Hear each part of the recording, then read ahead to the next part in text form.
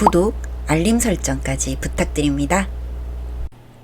오늘도 우리 사는 이야기 찾아주셔서 감사합니다. 사연자분이 보내주신 이야기 시작해 볼게요. 안녕하세요.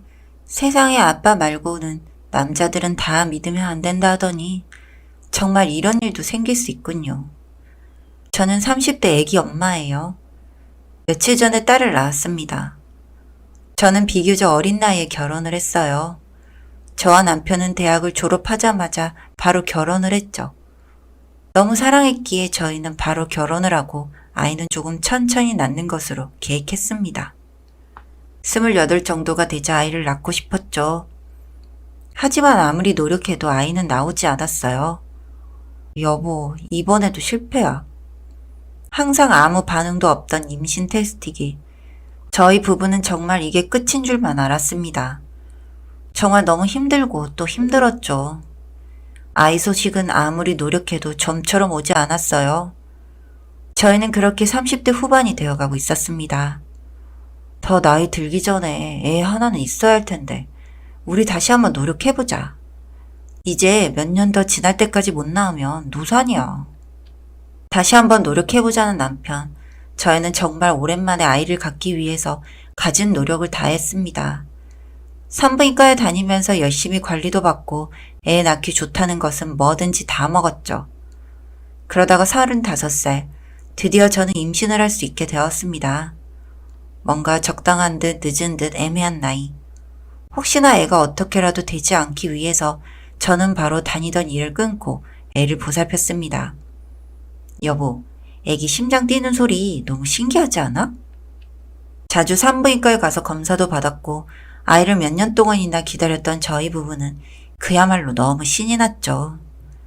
하지만 아이가 생기면 남자는 서서히 돌아선다 했던가요?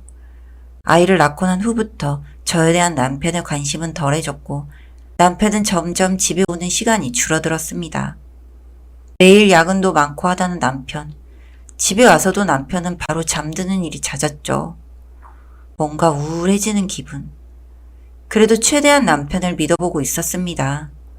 그리고 저의 이러한 우울한 감정이 계속 고조되던 때 저는 남편의 확실한 행동을 통해서 남편을 믿을 수 있었어요.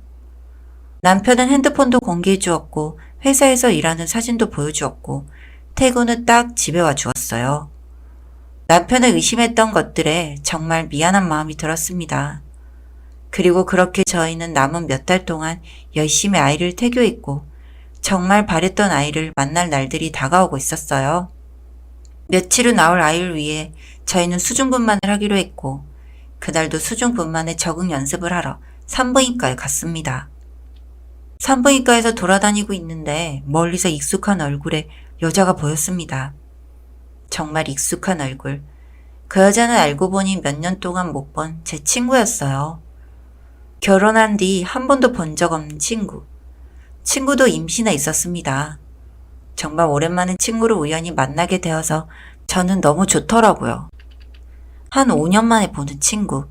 친구 남편과도 고등학교 때 친구를 아는 사이인데 저희는 이러한 오랜만에 만남이 너무 좋았지만 저는 어딘가 이상한 것 같은 친구네 부부 사이가 좀 걸렸습니다.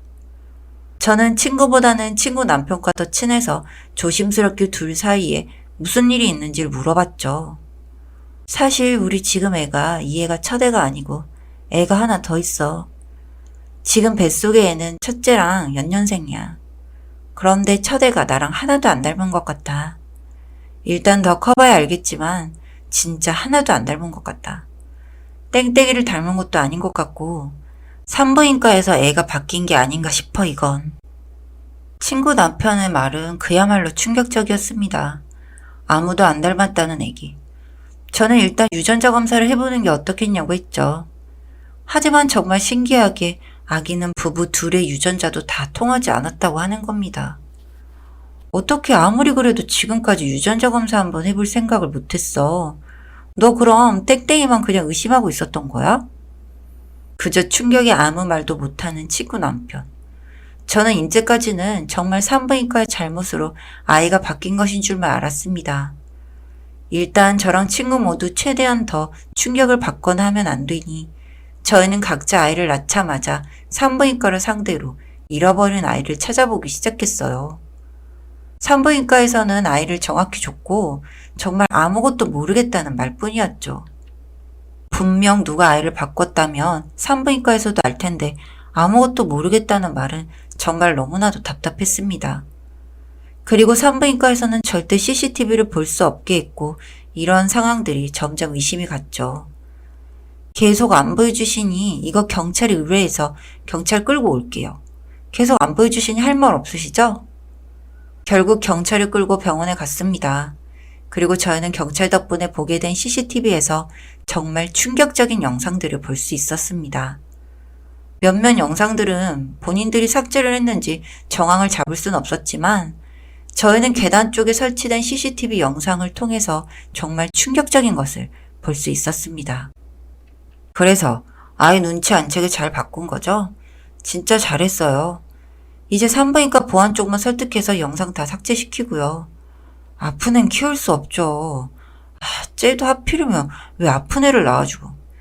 인큐베이터비만 엄청 드네 진짜. 내가 저거 집안만 아니면 바로 이혼하는데 돈이 되니까 버리지는 못하겠고. 이 얘기를 듣자마자 친구는 부들부들 떨기 시작했고 저도 정말 치가 떨리더라고요. 그럼 내 아이 땡땡이가 다른 애랑 바꿔치기 한 거야? 지금 내가 키우고 있는 첫째 아이 부부랑 짜고 친 건가? 영상을 더 보면서 저희는 정말 경악을 금치 못했습니다. 사탄이 있다면 바로 여기 있는 게 아닐까 생각이 들 정도였습니다. 이 애 부부한테는 합의한 거 맞지?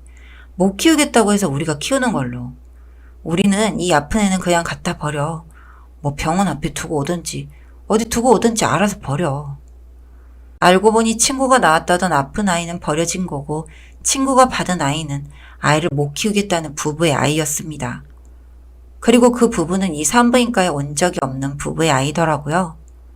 몰래 다른 산부인과에서 받아온 아이. 정말 이런 일이 일어날 수 있는 게 충격이었습니다. 어쩐지 그래서 네 남편이 아기가 너랑 하나도 안 닮았다고 한 거구나. 그럼 너 아기는 진짜 대체 어디 있는 거야? 진짜 아기를 찾고 싶었지만 어디다 버렸는지는 모르겠고 사진도 없어서 아이를 찾는 거든 모래사장에서 바늘찾기 같은 일이었습니다. 결국 이 일은 시작조차 할 수가 없었죠. 그냥 이 애를 키워야지. 그래도 아이를 얻고 싶었던 내게 온 애잖아. 쓰레기 같은 남편 새끼가 내 진짜 애 갖다 버리고 데려온 애긴 하지만 결국 친구는 계속해서 이 애를 키우기로 마음을 먹었지만 친구는 이 애를 그 새끼랑 같이는 못 키우겠다고 하더라고요. 땡땡아, 근데 나 이 애 그 새끼하고는 도저히 못 키우겠어. 사람 생명, 그리고 본인 애도 소중히 못 여기는 애한테. 그리고 땡땡이 이 애도 한 번도 소중히 여겨준 적 없어. 매일 안 닮았네, 뭐하네 하면서 나한테 혹시 바람 폈냐고 하면서 매일 나한테 뭐라고 했어. 나 이번 일, 이 기회로 이 새끼랑 확실하게 이혼할 거야. 근데 이혼할 땐 이혼하더라도 이 새끼한테 뭔가는 되갚아주고 이혼하고 싶어. 친구이기도 하면서 사랑을 통해서 결혼을 한 친구와 친구 남편. 친구 남편은 정말 제 오랜 친구이기도 하지만 어째서 이런 일을 했을지. 저희는 셋이라는 친구라는 것을 아예 깨부실 필요도 있고 확실히 연을 끊기 위해서 친구 남편에게 되갚아줄 방법을 생각했습니다. 그러던 중 친구는 친구 남편이 애 낳고 다 쓰라고 했던 카드를 하나 기억했습니다. 아, 맞다.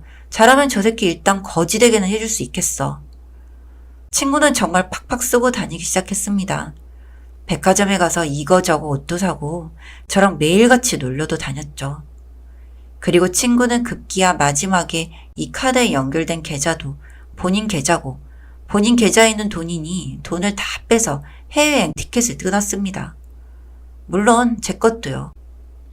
결국 왜 돈이 다 털려가냐고 그만 좀 하라는 그 새끼에게 싸대기를 한 대 날리고 저희는 공항으로 가는 택시를 탔습니다. 바로 택시 타고 따라오는 그 새끼를 열심히 따돌리면서 속이 고소했네요. 해외여행에서 저희는 미리 연락하고 있던 변호사님을 통해서 이혼 소송을 준비할 수 있었고 한국에 가자마자 친구는 친구 남편과 시원하게 이혼할 수 있었습니다. 친구는 지금은 본인 친아들은 아니지만 그래도 어떻게든 얻게 된 아들을 잘 키우고 있습니다. 참 아이러니하죠. 자신의 아이는 이렇지만 이 아이도 그렇다고 버릴 순 없는. 이런 미칠 것 같은 감정에 휩싸일 때마다 친구는 많이 힘들어하고 있습니다. 곱게 이혼을 해준 것도 양육권 다툼에서 그 새끼가 아이를 데려가게 했기 때문인데 가끔 그 새끼가 떠오르기도 하지만 저희는 아무렇지도 않게 더 보람차게 행복하게 잘 지내고 있어요. 사연은 여기까지였고요. 우리 사는 이야기 시청해주셔서 감사합니다.